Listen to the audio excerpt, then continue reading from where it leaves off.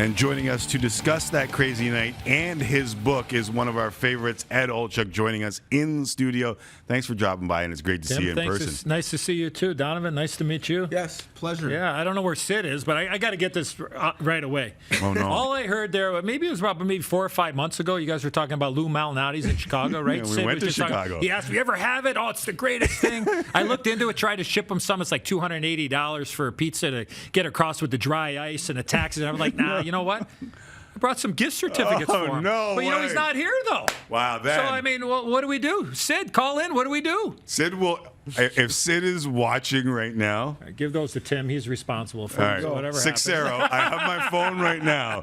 Sixero, if you're watching it, and he usually does watch, these are Lou Malnati's gift cards. Legendary it was. Deep dish Chicago pizza. That's awesome. I won't show the back because people can screw those up and do things with them. But it was ultimate deep. Did you ever see the picture? Next time. No. Did you ever see the picture of Sixero? Can someone do me a favor? Do I want to see it? No, probably not. But if we could pull the opening so that Ed could see before we go, Sixero with the pizza in his mouth. The opening from our NHL show in Chicago. Do you have a bib on, I hope? There's, we'll save it, but if we can find the opening from why we fell in love with Lou Malnati's, we'll hopefully play it for you before you go. Well, good to see you. Thanks for having me. Appreciate it. Yeah, thanks for coming in. Yeah, no worries. So we're just talking about Ovi, and I never thought that we would get to the conversation where we are with Ovi, and obviously he is the best goal scorer of a generation. Can he actually catch Gretzky? You never say never.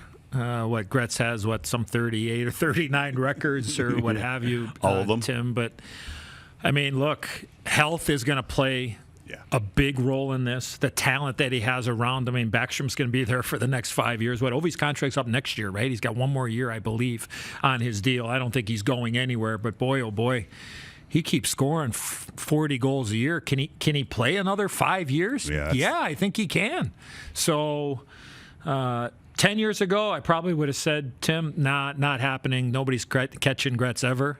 But boy, oh boy, I mean, it just seems like he is getting much more selective on his play. And I think that's the one thing, and I've talked a lot about this on our broadcast down in the States on NBC, the NHL on NBC, and I think what Ovi has done here is that he's become much more selective in his physical play. I think he's realized, you know what, I better back up, or I don't want to say take shifts off. That's not the right way to put it. I'm going to be much more selective when I make contact because all that's going to do is just going to continue to mount, and it's going to take its time, and it's going to take its toll on him. So I think he saved himself over the course of the last 5 or 6 years, and why not? So look, I would not put it past him that he's right there when push comes to shove. And it's funny. We were in Chicago and we talked to Ovi. Yeah. And his eyes lit up. Like, he did not want to do the interview. He didn't want to have anything to do with the car wash, but he had to be there. As soon as we brought up Gretzky's record, boom, eyes lit up. Yeah. He knows. Yeah, and Backstrom knows. I heard Backstrom talking about the same thing. Like, he wants in on it. Well, he signed a 5-year deal, Backstrom, right? So maybe he's doing the math going, okay, here, let's see, 5 years, we can do it at 4,200. Yeah, look, we can do this. We can do this. That's basically what he was saying. We can do this, which was, to me, unbelievable. Well, you talked about the car wash and him not really wanting to do it. And some people have criticized him for not going to the AllStar Game, for not being an ambassador. It's disappointing. But does that play into him being selective, like load management for hockey and thinking about his body and getting through his season? Or does he have a bigger responsibility to the game? It's the player of today, Donovan, for the most part. Most players, right?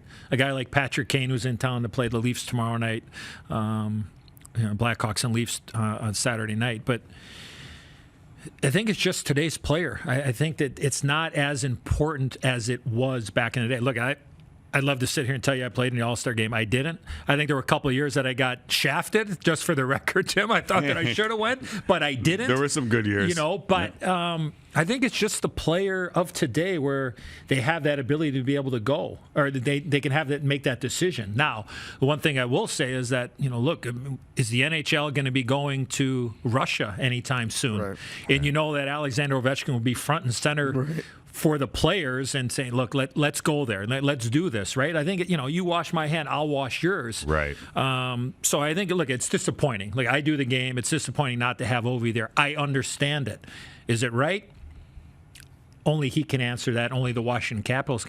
Look, do you start stiffening the penalty? I don't know. I don't know where we go. Where do you draw the line on making these decisions when players on, a huge marquee game? It's not only the game and the skills, but let's not forget the advertisers, right? Yeah. And the sponsors and the fans that travel. All the people that want a piece. There's a lot of money there. So, look, it's disappointing without a doubt, but hey, it opens up the door for somebody else to be able to come and be seen on such a big stage of All-Star Weekend. Were you in Montreal on Wednesday? I was not. I was actually in St. Louis. Okay. I was actually in St. Louis. The traveling man. Yeah. I was going to ask you, we were just showing the Habs there. Yeah. I feel like they are clinging to, one, Carey Price's prime, Right. 2, Shea Weber's prime, and 3, this year. They get a big win last night against Philadelphia, because if they lose that game, wild card gets further away from them. Leafs end up getting a point. Third place in the Atlantic gets I just wonder where the Montreal Canadiens sit and how you see that. Are they good enough to get to a postseason, or do they have to really rethink what the hell is going to go on there? We were talking about Kovalchuk before we came on here, and if Kovalchuk would have played the way he is in Montreal in Los Angeles with the effort, he'd probably still be in LA, to be honest with you. He's played hard. And that's the way you expect him to play. But I think to the heart of your question, Tim, is that are they healthy enough to be able to do that? And the depth, to me, is, especially at the center ice position, right? Like, that's been a want for the Montreal Canadiens, I think, for a long, long time. Easier said than done to go out and get some centermen. I mean, Philip Deneau is a nice player, but I don't know if he can be your number one center and be a team that you can really look to and say, yeah, we're going to go to the playoffs. Interesting time for General Manager Marc Bergevin and for Claude Julien, the head coach of the Canadiens. And look, when you got Carey Price, you're going to be in every single game. For them, do they have the ability? That's probably the question I would ask. Do they have the ability to be able to go on a run? They're going to have to go on a run, right? Yeah. They're going to have to win 8 of 10. Big run, 15 of 20, right? Yeah. Do they? Does it look like they can't? No, it doesn't. But we've seen some crazy things happen in this game. Look, it's tough. When you have injuries, you got to find ways. Their depth has been challenged. So for me, they're going to be it's going to be really tough for them to make the playoffs, regardless of how healthy they may get or how great Carey Price can be. Right. See, the interesting thing when I think of Montreal is you talk about making a run to make the playoffs. In that city, the standard has been the Stanley Cup. Right. And so you mentioned Marc Bergevin. Is this a scenario where there is enough there with some young kids coming that in a couple years they could be a cup contender? Because if not, you have Carey Price making a lot of money. Yeah. Should someone else be moving the next generation of this team forward? I think it's a fair question. I mean, look, since the start of last season, I think we have 18 different coaches standing behind a bench since the beginning of last season. And we know there's been 7 or 8, right, Tim, so far this year? 7. So, again, managers too, right? Everybody needs to be held accountable. And I think for Bergie, he was a former teammate of mine. I coached him. We came in as rookies together with the Chicago Blackhawks back in the early 80s. I coached him when I was coaching in Pittsburgh. A lot of pressure on him. But look, I mean, they've underachieved. I don't think there's any doubt about that. I don't know what they have coming, Donovan. I'm really not sure about that. But when you look at what's transpired here, they've underachieved the last couple of years. And at some point, accountability certainly needs to be asked on what's going on in Montreal. We brought you in also to talk about the book, and it is Eddie Olczyk, Beating the Odds. And I know that, the cancer initiatives in hockey have been very near and dear to you. And reading through this book, and I haven't gotten through it all, it feels like it's something that's near and dear to you. Mm-hmm. It feels like a very personal book. Yeah. Well, I appreciate that, Tim, and I really tried to be as open as I could about my life, about my cancer battle, and it was the toughest battle I'd ever had. One day waking up and not being able to go to the bathroom, and then next thing you know, them telling me I had stage 3 colon cancer and I need 6 months of chemotherapy, and I'm asking, well, how long do I have to live? Right. Because when I heard that word, I'm like, okay, well, am I going to die? It tested me. I had enough quiet time to last me a lifetime when I was battling the disease through my 6 months of chemo. I had incredible support from my wife, Diana, of almost 32 years, my 4 kids, my family, the NHL, my friends, the Chicago Blackhawks in particular, team president John McDonough, Jay Blunk, all the way through the organization. They just Pat Foley, who did the forward, is my partner on the Blackhawk broadcast. They helped me get through, and they were there every step of the way. But there was a time in my second treatment where I was ready to quit. I mean, the chemo broke me down. It tested my will to live. And my wife just grabbed me and gave me the greatest inspirational speech I had in my life. And she just said, you got to fight. You got to fight for me. You got to fight for our kids. And where I lost it is when she says, you got to fight for all the people that love you. And I know there are a lot of people out there that are in a battle, that are just trying to get through today, let alone get through the 6 months of their treatment. Or it doesn't even have to be cancer. It could be anything. Yeah. And I'm hoping that I can help one person, inspire them to fight, to help them get through the day, to give them hope, because I was scared. I'm still scared. Cancer is always going to be with Eddie Olczyk. But I'm hoping that I can inspire one person. And Perry Lefko, who helped me write the book, did an amazing job. And I hope I can help one person stay away from it, get through it, get more belief in their life. And I always tell people, I hope after they read it, is that they love and laugh a little bit more after they read it. Because I was very much at peace when I was sick. I've always told the most important people in my life how much they meant to me, how much I love them.